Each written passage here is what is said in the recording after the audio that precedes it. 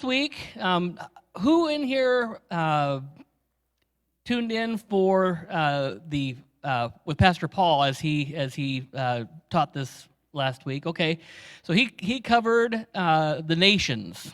Okay, it's the beginning of nations after the flood. The story in particular was the Tower of Babel or Babel, whichever you like to call it. And this week we are going to fast forward several hundred years to where Abram comes on the scene. And Abram was born Abram. God changed his name to Abraham later in life as he made a promise to Abram and sealed that promise with a unilateral covenant. And I say unilateral covenant because Abraham did not have to have any part in that covenant at all. It was only God who made the covenant. So,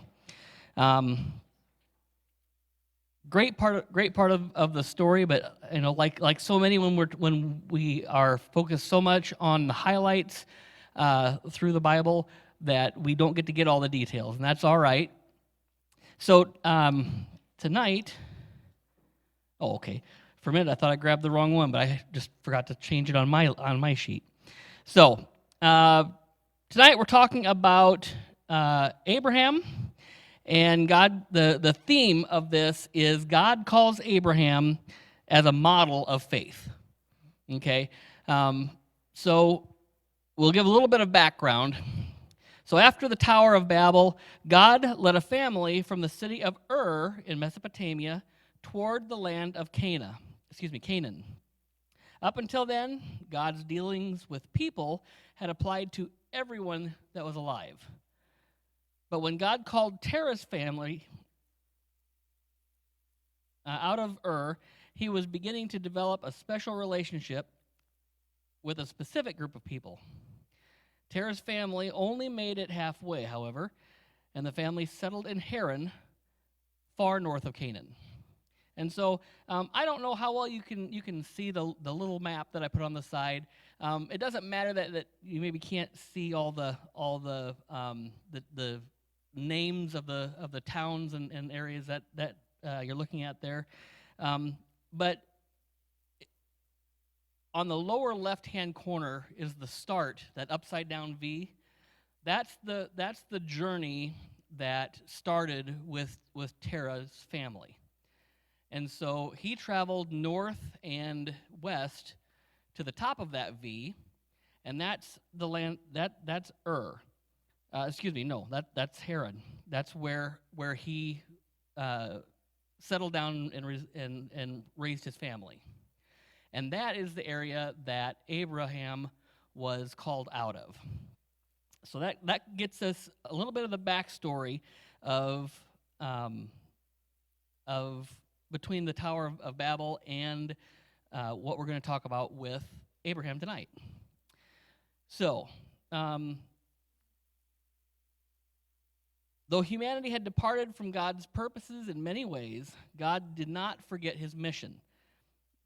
Anybody remember what God's mission is? That we talk about God hasn't forgotten his mission. Anybody remember? Okay. God's mission from the fall of man is the redemption of mankind. That's his mission. And so every time that you hear through these stories, you're going to hear us talk about, or at least most times, you're going to hear us talk about God's mission. And that was God's mission, was how or when am I going to redeem man from his own sinful nature, his own sinfulness. And so I lost my spot. So yeah, God did not forget his mission. In this story, we will see how God was working through a man named Abram to set apart a people to cultivate for special purposes. As you listen, put yourself in Abram's place and think about what it would be like to do what he did, and consider these questions. Why did God tell Abram to do what he did? And how did Abram respond to what God wanted him to do? So, why did God ask him to do it, and why did he do it? Okay. So, and then the key application for tonight, it's Amy, when she teaches or preaches, she always at the end has a "so what," and what that means is, okay, so Noah lived on a boat for 150 days, and he and his family were the only ones that lived. Okay, so what? How does that impact me today? So Jonah was riding a boat one day, got thrown off and swallowed by a big fish. So what? There's no big fish around me. How's that going to impact me? Okay, so when we talk about the so what, it's how do I apply what we're reading or studying or learning to our life today? And so the key application is God calls us to follow him and to be models of faith to others. Okay? So as we think about this, think in your life, has there been, we don't have to talk about it openly, but think about times in your life where you believe that God was asking us to do something or go somewhere, talk to someone, and whether or not we did or did not follow his instructions, and why or why not. Okay, it's kind of the same things with Abram that we're looking at. So here's the story we're actually going to talk about tonight. So while Terah's family was in Haran, God spoke to his son Abram. Leave your country, your people, and your father's household, and go into the land I will show you. Then God made some amazing promises. He would make Abram into a great nation, bless him, make his name great, bless his friends and curse his enemies, cause him to be a blessing to all the nations of the earth. So at 75 years old, Abram did what God said and left his home along with his wife Sarai and his nephew Lot. Okay? So one thing you'll hear people talk about is, so Lot came along for the ride, okay? What was one of the things that God requested? What's that?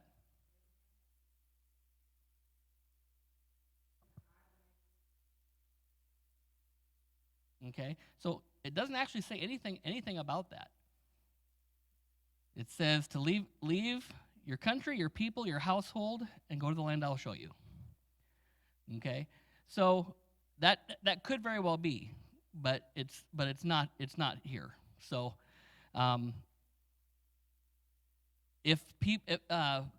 where some of those details come are people who study the lineage of Haran after or before this, and kind of how those things have come about to be. But the main thing he said was, leave your country and your people. Okay, so leave your father's household is what some translations say. And so, but now you see that there's this nephew who comes along with him. And there are some people that talk about how this was already Abraham not obeying God's word, right? Okay, but here's something that we find out in the chapter before what we're reading, is that Lot's dad, who would be whose brother? Abram's brother, died at some point before this. And if you know anything about the kinsman redeemer that is in the Bible and in the law, it is the oldest brother becomes responsible for the family of his brother who dies. And so I don't know at what ages and things that this would change, but I don't hold that all against Abram, because at some point, Lot and Lot's mother and their family would have been under the protection and support of Abram. So just food for thought. So I think, and here's an I think. It's the word according to Lonny, so take that for what it's worth. I think that is why Lot went along. It wasn't that Abraham was being disrespectful of what God asked, or afraid to not have family along. I believe that's part of what it was. He would have grown up like Abram's son. So, okay, moving on. When Abram arrived in Canaan, God told him God told him this was the land he would give to Abram and his descendants, even though many Canaanites were already living in the land. Abram built an altar and worshiped God there. Then he moved to another area in Canaan, east of Bethel, and he built an altar and worshiped God there too. Now we all know that through Lot's life, or maybe we don't all know, but through Lot's life, there was a famine. He went down to Egypt for a while. He came up out of Egypt. He went to another area and lived there for a while. Lot and Abram split apart because their people got too large, their clans and their herds. So there were a lot of things that happened in there. But couple tidbits that I wanted to bring up. Pastor Paul alluded to this, that many of the generations between Noah and Abraham were still alive at the time that Abraham was called out of Haran. Okay, and in fact, so how old was it that Abram was when God called him? Anybody remember? He was 75. Okay, so Noah lived until Abram was about 60 years old. So that kind of, if you count back, that would be that would be Abram's great grandfather. So if you think about all of those generations living together, so let's think about first the first question that we asked us to think about is, why did God call Abram to do what he wanted him to do?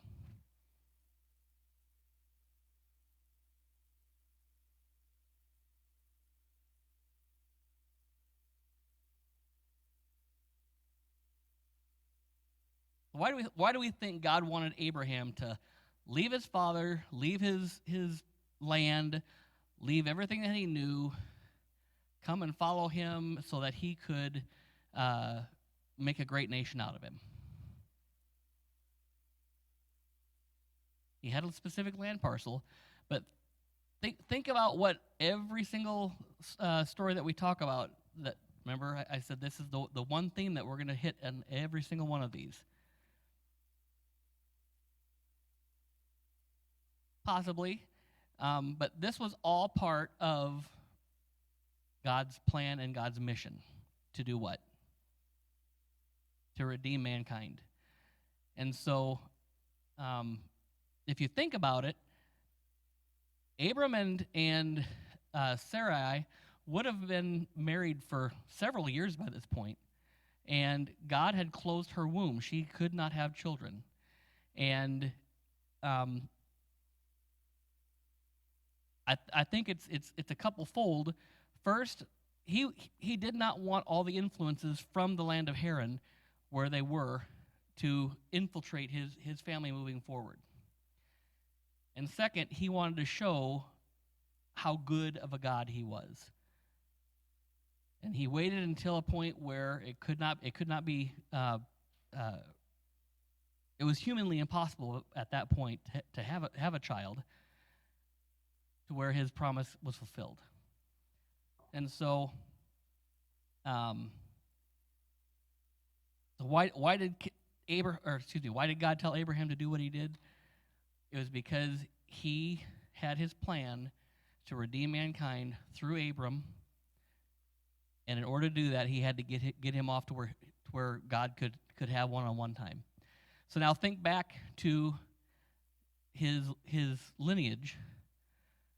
And you have Abraham and Shem. are the top two patriarchs of this family tree. Okay? And so what have they gone through in their lives that would be remotely similar to what we're talking about here?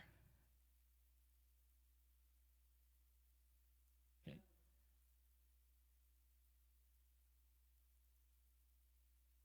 Yep. So God called Noah away from everything he knew, and for 100 years, what did he do? He built a boat. Not knowing what a boat was or how it floated. Well, they might have known how it floated, but the concept of rain, not with them. So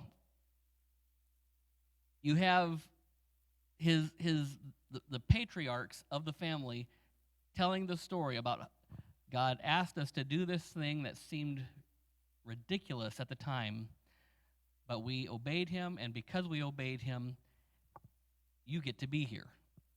Right? If we hadn't obeyed him, then you would not be here right now. And so Abram has stories like this from Noah and Shem, two people now who are able to corroborate the story because they went through it all. And so now, because of their faithfulness and their example of what happened because of their faithfulness, you have someone like Abram that God talks to him, and he knows this is God because of his lineage, has explained to him who God is, that he still talks to us. And now he's able to show his faithfulness to others around, including us. Thousands of years later, we're learning about God's faithfulness in a time that evidently was fairly rare. All right. So just for your own look-sees, there's also a lineage from Shem down through Abraham, and also some of Abraham's. I think Lot is in there as well. Yes. So that's there and available for you to peruse. So some of the questions for this night. All right, we'll stop with number 2, or start with number 2, excuse me. So how did Abraham respond to God? He said, yes, we'll go and we'll do it. Right? And do you think it was hard for him to respond like this? And I think it was too. I mean, anytime that somebody is asked to leave everything that they know,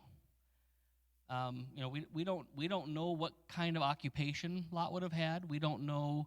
Abram would have had. I don't think they were nomadic people, because they would have settled in the land of Haran, so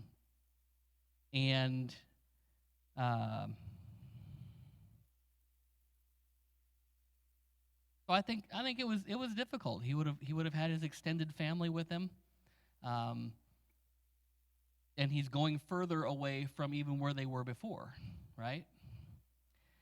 So how much did God tell Abraham about his future when he told him to leave?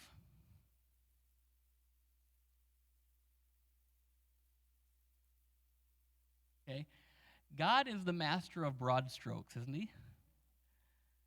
And what's amazing is that if you think about that, have you ever taken a digital picture and zoomed so far in that it looks like somebody has taken a Sharpie and drawn dots and rectangles and squares to make a piece of a picture? But then as you stand away from it, all of a sudden those gigantic dots change their resolution so much that now you can start to see more and more and more of the picture. And I think that's how God works. Is he starts with what we look at like these broad strokes, but he's using this little fine-tipped marker. We're just so myopic and close into it that we can't tell. So, and the other thing is, I think if God tells us all the fine details, it'll probably scare more people away from doing things. Even though we think, oh, I want to know how God's going to do it. What is going to happen once I get to this place? Where is this place? Because when he first leaves, God doesn't say, hey, I want you to go to Canaan and live there. That's the land I'm going to give you. He says, I want you to get up, go to this place that I'll show you, and I'm going to give you that place. So,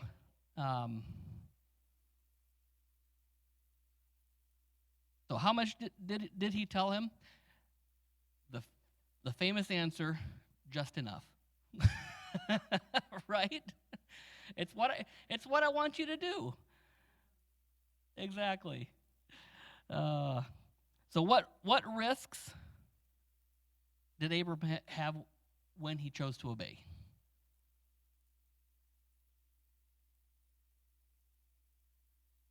Okay, he was giving up the security of a life that was fairly well, and we know that it was going fairly well because in his journey it was enough that it made some people nervous because there was enough people and livestock coming with him as he traveled that it made some of the locals nervous. That you would find out as you continue reading the story. So, yes, he was well off, and there was a lot of people and livestock that moved with him. What other risks?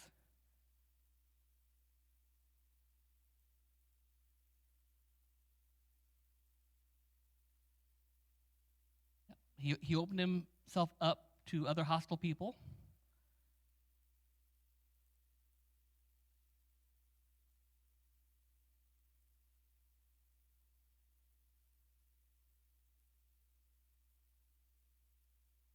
Yep.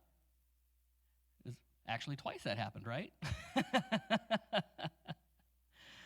So, I've heard several pastors say that Sarah had to be quite the fox, even at 75 or 85 or 90.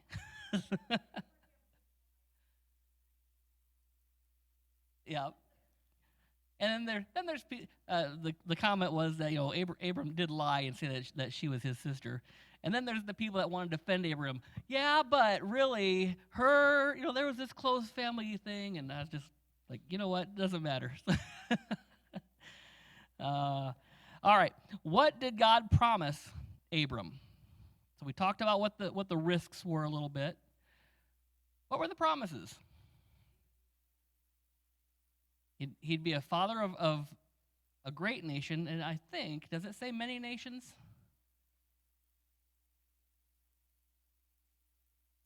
Okay, I will make you into a great nation, and all the nations of the world will be blessed through you.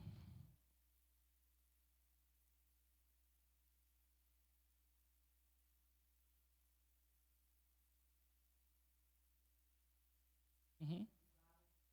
Yep. To talk about how large of a nation he would be, he told him, count the stars. And I think later he even says count the sand on the shore.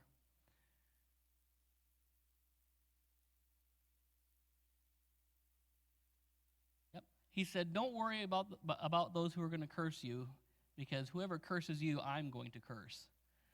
And I'll tell you what, when the Bible says that vengeance is mine, saith the Lord, it is so much better to let God take vengeance on your behalf than you trying to get it for yourself.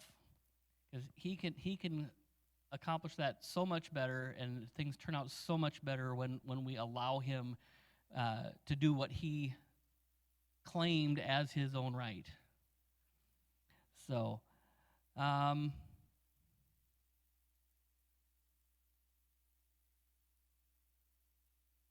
this is kind of an interesting one that not too many people talk about. He says, I'm going to make your name great. People are going to know who you are. And as I started this with, here we have thousands of years later. I bet if you started listening to 3 or 4 different messages a week, that you couldn't go more than a month before somebody would bring Abram or Abraham into the mix, because God made his name great.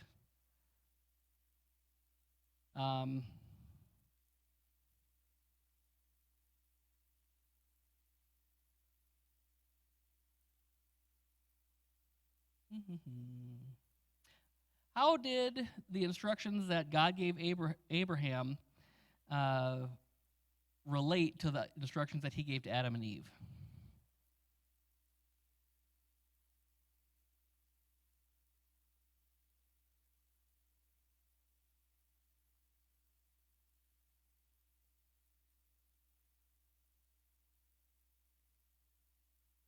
This was a little bit of a reach of a question, I thought, but so think about the instructions that Adam and Eve were given. Go and be fruitful and multiply.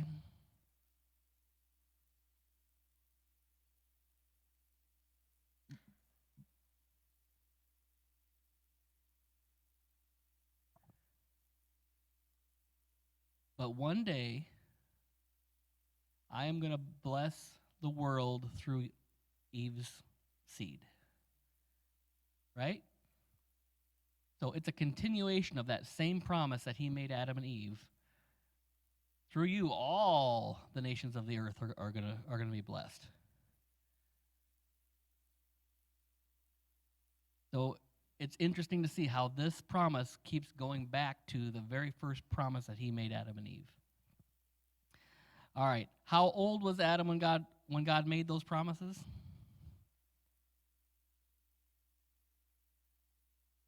He was 75. Okay, and what was interesting is he reiterated them several times along the way, because number one, Adam was a man, and we all know that we men need to be reminded of things quite often, right? And second is, we're human, and we humans need to be reminded of things more and more often, right? So, and God knows us. He knows that's how we were made. He knows that as time goes on, we need a reminder that I said this and I meant it. So, what did Abram do when he got to Canaan? He built an altar.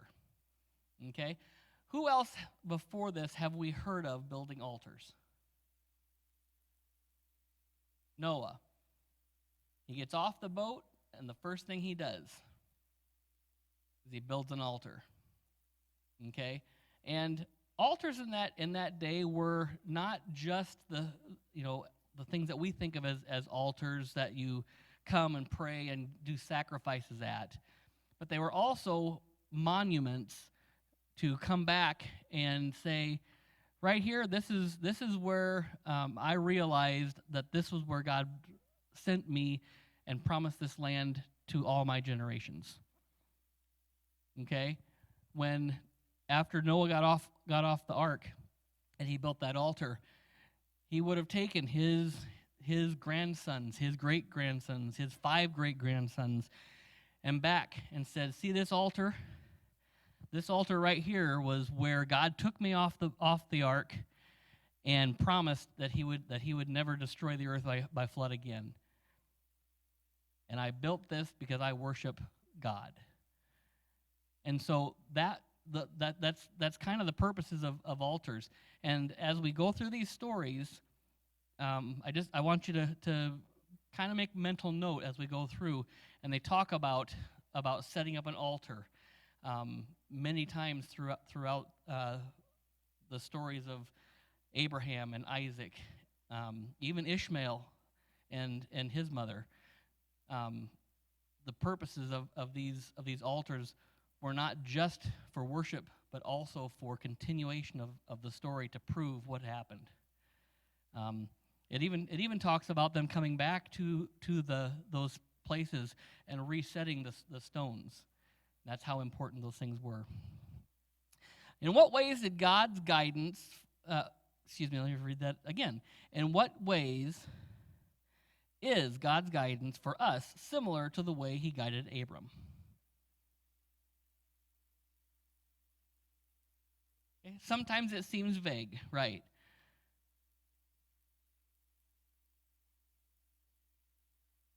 And I'll just use Amy's in my life as an example here because it's a fairly fresh story. So about a year and a half ago was when the Lord confirmed to us that it was time for us to leave Norfolk. Did not have a clue of where to go. Did not have a clue of, we didn't have a state in mind. We didn't know if it was going to be deep south, if it was going to be, Amy was praying very hard it would not be further north. She wasn't looking forward to colder weather. And as we began the search, we had times where we just doubted, man, did we hear right? Are we doing this the right way? Because the first thing that she did was she went in and talked to our pastor and said, we're going to be leaving. Don't know when, don't know where, but we know it's time. And he was very gracious to know that, okay, if the Lord is leading you away, he didn't give her X number of days to find a place, nothing. He just said, when you find out where it is, let me know. So we began the process, and everybody always asks the question, what did you plan for your job? Meaning me. And I was like, my plan for my job was we would find out where we were going to go to the body that God had for us to minister to, and after we got there, then I would find my job. And that's exactly the plan that we've done. We've done it once before, and God has shown Himself faithful through that, and so we knew that He would be faithful through it again. And so, while we didn't have to wander around for 25 years to find that right place, thankfully to the Lord. Otherwise, we'd be just starting this about the same age that Abram started. But I tell you all of this just to say, the Word says that God is the same yesterday, today, and forever. And so He will ask us to do things that we don't have a clue about the details, but He gives us enough to start. So He tells Abraham, pack up your things and go to this place I'm going to show you. Leave your people, leave your home, and just take your stuff and go. So he wakes up and he packs his stuff, he says goodbye to everyone, and he takes the first step. And as he continues to take those steps, every step, God has showed Himself faithful through it all. Even when he thought his wife was going to be taken by a ruler of a foreign country, right? God showed Himself faithful through that as well.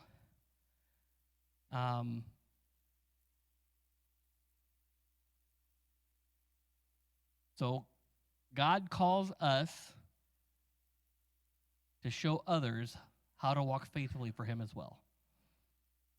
And so we have about 10 minutes left. So as we close tonight, we're going to pray for a while. But I want you to think about some of the things that you maybe feel that the Lord is leading in your lives. And maybe there isn't anything, I don't know. But maybe you have had a dream of doing something that you think, the Lord has put that there. You're just waiting for the when. And so we're just going to spend some time praying tonight. Brent, if you can get some music ready there, I appreciate it. And we're going to sign off of Facebook. So thank you, Facebook clan, for joining us. Continue doing this yourself as well, so that you can start to think through, how can I show myself faithful to the things that God calls me to do as well.